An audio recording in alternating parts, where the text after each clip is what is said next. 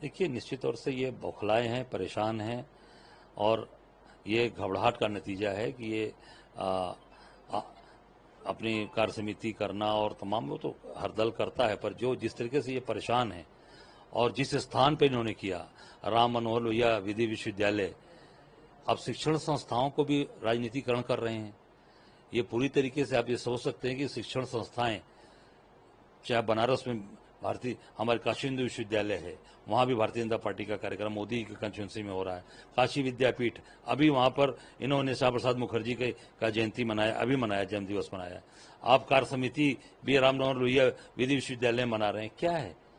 कहते हो party with difference, यही है पार्टी विद डिफरेंस कि पार्टी और शिक्षण संस्थाओं को आप जो उसमें जाकर राजनीति का पूरा केंद्र बना रखा है आपने।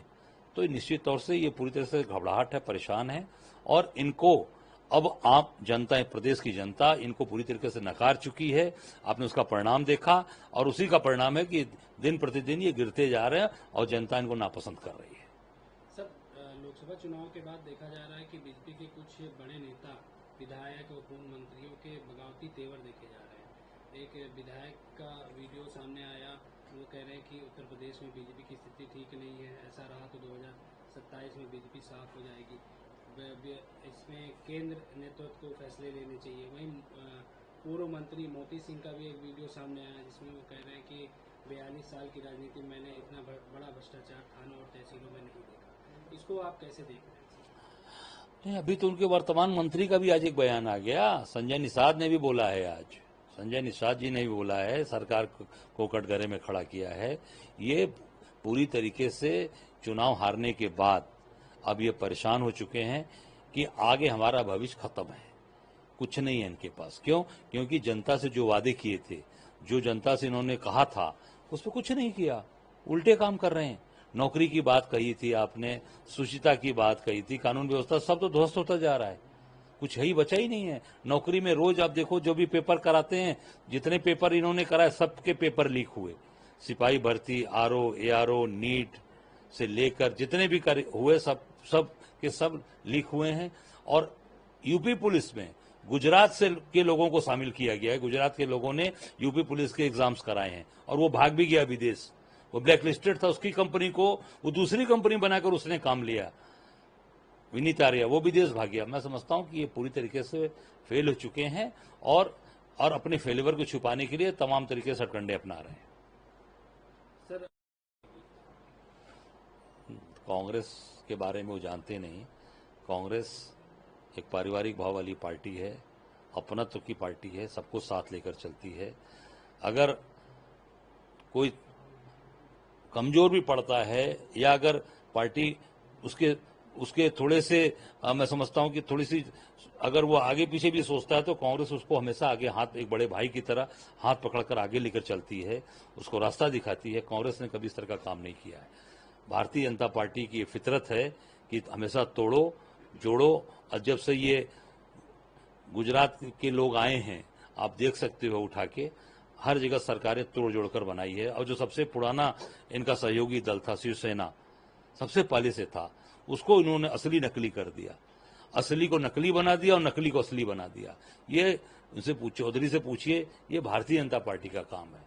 महाराष्ट्र में आप देख सकते हो, एकनाथ शिंदे को नया असली शिवसेना बना दिया, उधर सब ठाकरे को जो पार्टी है उसको नकली बना दिया।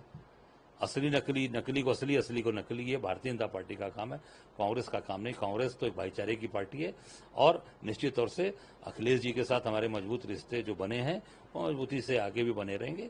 ये हमारे राष्ट्रीय नेतृत्व, हम सब लोग मिलकर उस पर काम कर रहे हैं। ये बीजेपी के नुकसान का कई कारण है, झूठ बोलना, जनता को भ्रमित करना, आपस के झगड़े इनके।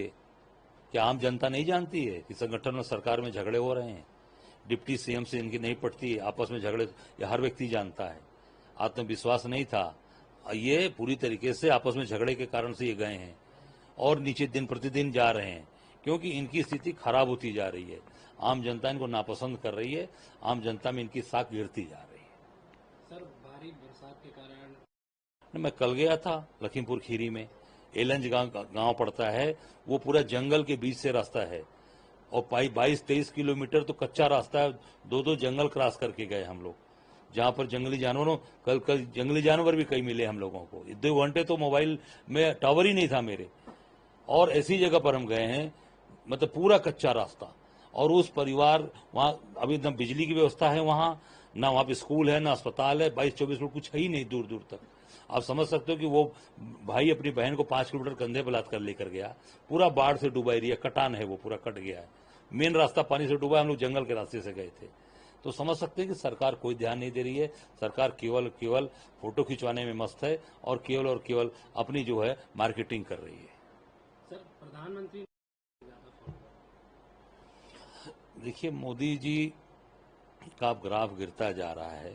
अब कितना भी वो फॉलोवर बढ़ाते रहें, कुछ भी करते रहें, अब कुछ फर्क नहीं पड़ता, क्योंकि जनता के दिल से उतर चुके हैं। उसका सबसे बड़ा परिणाम आपको बता दूं, सबसे बड़ा उदाहरण आपको बता दूं, बनारस। मोदी जी पिछली बार 5 लाख से चुनाव जीते थे, 1.5 लाख से जीते। पिछली बार जितना वोट पाए थे उसमें 65,000 वोट कम मिला है इस बार मोदी जी को। लाख प्रयास किए, पूरा पैसा खर्चा किए, पूरी ताकत लगाए, पूरी मशीनरी का दुरुपयोग किया, कोई ऐसी चीज नहीं थी जिसका दुरुपयोग नहीं किया। उसके बाद भी पिछली बार से 65,000 वोट कम पाए, और जीत में भी 5 लाख से जो जीते थे 1.5 लाख पर आगे कैसे भी बच के निकल जाए। राहुल जी जो कह रहे हैं ना, बच के निकल गए। तो इससे बड़ा पैमाना का जिस जनता के चुने हुए प्रतिनिधि उनका ग्राफ वहां गिर रहा है, तो फॉलोवर बढ़ाते रहिए, अपना पैसे देकर लोगों को खरीद कर बनाते रहिए। अब जनता पसंद नहीं कर रही है मोदी।